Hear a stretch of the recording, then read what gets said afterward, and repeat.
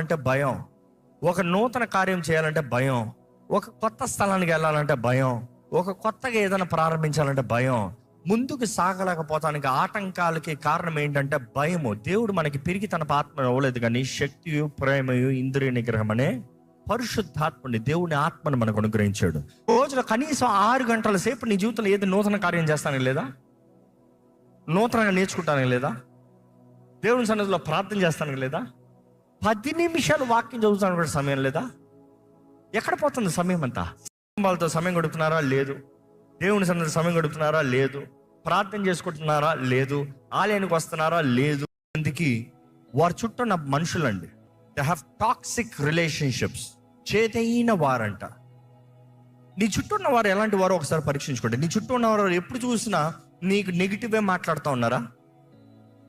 ఎవరి గురించి చూసినా నెగిటివే మాట్లాడుతూ ఉన్నారా? ఎప్పుడు చూసినా కించపరుస్తూ నీచపరుస్తూనే మాట్లాడుతూ ఉన్నారా?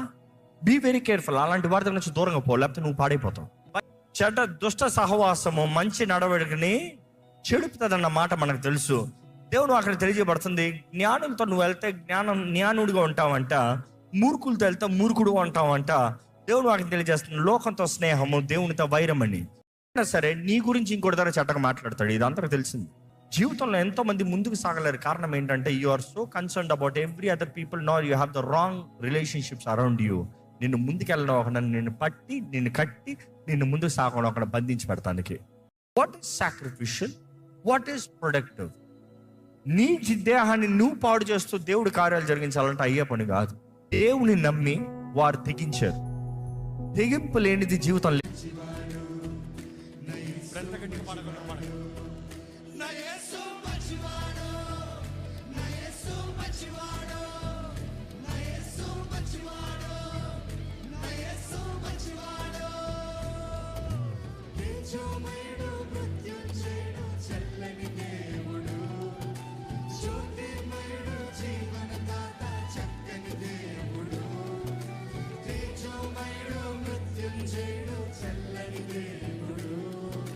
జ్యోతిర్మయుడు జీవనదాత చక్కని దేవుడు.